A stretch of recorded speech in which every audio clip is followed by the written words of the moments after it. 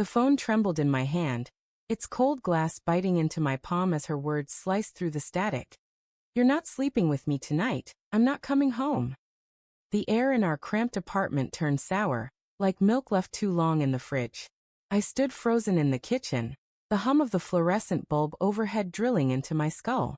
My reflection stared back from the darkened window, eyes hollow, jaw tight, a man unraveling. The clock on the wall ticked past midnight, each second a hammer strike to my chest. Where was she? Why those words spat with such venom? I sank into a chair, the wood creaking under my weight, and replayed her voice, searching for clues in its jagged edges. We'd been married 7 years, Lena and I. 7 years of shared coffee mugs, late-night laughter, and promises whispered under starlit skies. But lately, her smiles had grown thin, her eyes darting away when I asked about her day. I'd chalked it up to stress. Her new job at the law firm demanded long hours, endless meetings.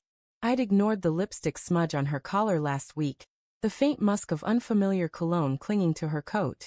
Rationalizations came easy. She was busy, distracted, not herself. But now, her voice echoed in my head, sharp and final, and those small, ignored signs began to pulse like warning lights. I dialed her again. Voicemail. The robotic greeting mocked me, her name sounding foreign in its flat tone. My thumb hovered over the call button, but instead, I opened her texts. The last message she'd sent was at 6:43 p.m. "Running late, don't wait up." I scrolled up, searching for something. Anything. A missed call from an unknown number 3 days ago. A vague text from someone named Chris last month. "Meet me at 8. I'd seen it before, assumed it was a coworker. Now it burned into my retinas, a question mark with teeth. The apartment felt too small, the walls pressing in like a vice. I grabbed my keys, my coat, and stumbled into the night. The city was alive with neon and noise, car horns blaring, the distant wail of a siren. I walked, not knowing where, my breath fogging in the November chill. My mind churned, replaying every moment of the past few months. The way she'd started locking her phone, claiming it was work policy. The late nights she'd blamed on case files. The way she'd flinched when I touched her shoulder last night, her body a coiled spring. I found myself outside the Blue Haven, a bar she'd mentioned once months ago in passing. Its sign flickered, casting a sickly glow on the cracked sidewalk. I didn't know why I was there, only that my feet had carried me, driven by some primal instinct. The door creaked as I pushed it open, the air inside thick with cigarette smoke and the tang of cheap whiskey. A handful of patrons hunched over tables, their faces shadowed. I scanned the room, my heart a drumbeat in my throat. She wasn't there. Of course she wasn't. But as I turned to leave, a laugh, low, throaty, unmistakably hers, cut through the din. It came from a booth in the corner, half hidden by a sagging curtain. My legs moved before my brain could catch up, each step heavier than the last. I parted the curtain, and there she was, Lena, her dark hair spilling over her shoulders, her hand resting on a man's arm. He was lean, sharp-jawed, his smile too easy, too intimate. Their heads were close, her lips curved in a way I hadn't seen in months. "Lena?" My voice cracked, barely a whisper. Her head snapped up, eyes wide, the color draining from her face. "Mark," she said, her voice a mix of shock and something else, guilt? Defiance? The man beside her straightened, his hand sliding off hers like a snake retreating. "What's this?" I asked, my voice louder now, trembling with a rage I didn't know I could feel. The bar seemed to shrink, the other patrons fading into a blur. "It's not what you think," she said too quickly, her hands fluttering to the table. Her wedding ring glinted under the dim light, a cruel irony. "Then what is it?" I stepped closer, my fists clenching. "You said you're not coming home. You said." My throat tightened, choking the words. The man, Chris, I assumed, stood, his chair scraping the floor. "Hey man, let's calm down," he said, his voice smooth, practiced. "We're just talking." Talking. I spat, my eyes locked on Lena. "Is that why you've been lying? Why you've been dodging me, locking your phone, coming home late smelling like him?" Her lips parted, but no words came. Her silence was louder than any confession. I wanted her to deny it, to laugh it off, to tell me I was paranoid. But her eyes, those eyes I'd fallen in love with, held only a fractured kind of sorrow.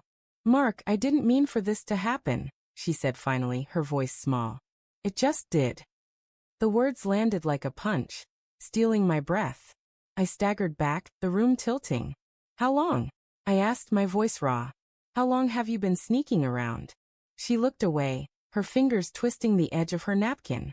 A few months, she whispered. Months. Not days, not weeks. Months of lies, of stolen moments.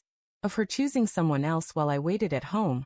Cooking dinners she never ate, planning a future she'd already abandoned. The betrayal wasn't just in her words. It was in every memory I'd trusted, now tainted. Why? I asked, hating how desperate I sounded. Was I not enough? Did I do something wrong? It's not about you, she said, her voice breaking. It's me. I got lost, Mark. The job, the pressure. I didn't know how to handle it. And he helped you handle it? I gestured at Chris, who stood silent, his eyes darting between us like a cornered animal. Don't, she said, her voice sharper now. Don't make this about him. It's about us.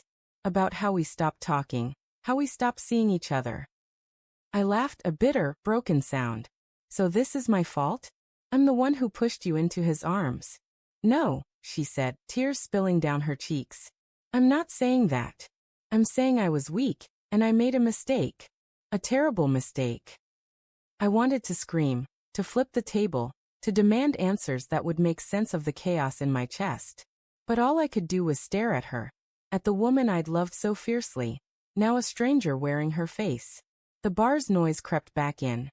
The clink of glasses, the murmur of voices, the distant hum of a jukebox. Life went on, oblivious to the wreckage of mine. Chris cleared his throat. I should go, he said, grabbing his jacket.